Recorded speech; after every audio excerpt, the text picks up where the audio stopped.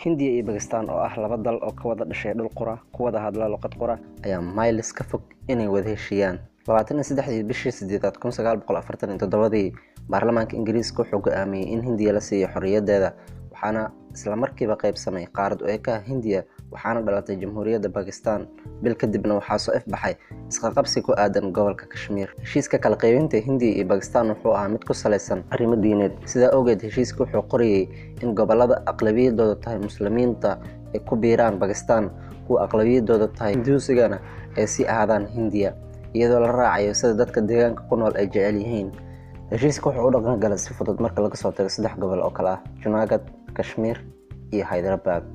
Hogaamiyaha gobolka Junagadh oo ahaa nin Muslim wuxuu go'aansaday inuu gobolkan ku daro Bakistaan, laakiin aqlabiyadda gobolkan oo ahaa Hinduusi ayaa arrinkaas aad uga hor yimid.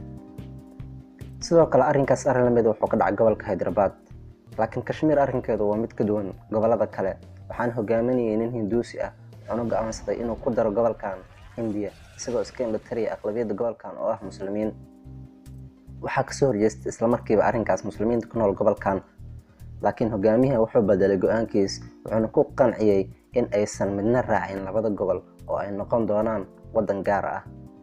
Bakistaan ayaa arrinkaasi ka aqbashay hogaamiyaha, laakiin waxaa diiday Hindiya. Kadib hogaamiyaha gobolkan si uu kursigiisa ugu sii fadhiyo wuxuu heshiis la galay Hindiya, wuxuuna arrinka soo dedejiyay colaad iyo rabshado, waxaana markii ugu horreysay dhacay dagaal xooggan oo u dhexeeya Kashmiiriyiinta iyo dowladda Hindiya. Waxaa soo kala dhex galay qaramada midoobay oo amartay in dagaalka la joojiyo lana qeybiyo Kashmir oo deegaanada Muslimiintu ay u badan yihiin ku biiraan Bakistaan, kuwa Hinduusiga ay u badan yihiin ku biiraan Hindiya. Laakiin hadalkan wuxuu noqday kaliya mid warqad lagu qoray oo ayna cidi fulin. Sanadii 1965 mar kale ayaa la isfara saaray. Bakistaan waxay isku dayeysay inay caawiso Kashmiiriyiinta, laakiin dagaalku waa uu xoogeystay. Bakistaan waxay ka fursan weysay in ay dagaalka u gasho si toos ah. Mid ka mid ah labada wadan ma uusan xaqiijin guul la taaban karo. Sanadkii xigay Midowgii Soviet ayaa isku dayay in xal waara laga gaaro colaadda, laakiin ugu dambeyn wuxuu iskugu soo biishobtay arrinku guuldarro.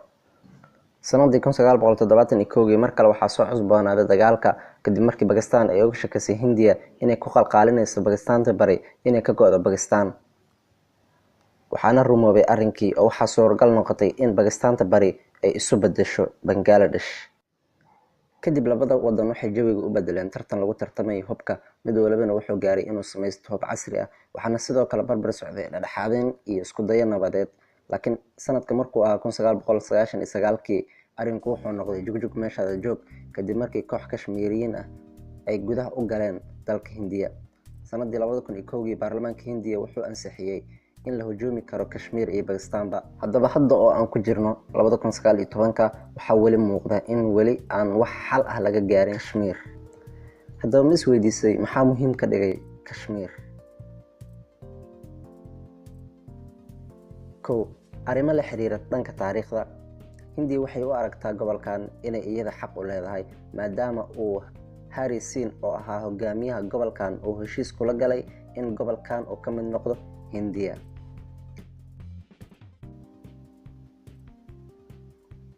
Bakistaan iyaduna waxay u aragtaa in ay gobolkan iyada xaq u leedahay maadaama dadka ku nool ay u badan yihiin Muslimiin. arrimo la xiriira webiga Indus. webigan wuxuu ka bilowdaa Tibet wuxuuna maraa Kashmir kadibna wuxuu galaa Bakistaan. haddii ay Hindiya Kashmir gacanta ku dhigi lahayd waxay hakin lahayd webigan, kadibna waxay u isticmaali lahayd baahiyaheeda gaarka ah sida dhalinta korontada iyo waxyaabo lamid ah.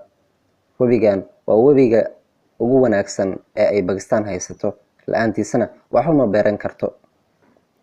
sidoo kale arrimo kale ayaa jira oo ay ka mid yihiin arrimo siyaasadeed iyo arrimo ganacsi. intaas ayaan kusoo koobaya barnaamijkeeni maanta. waa ku mahadsantahay daawashada muuqaalkeena.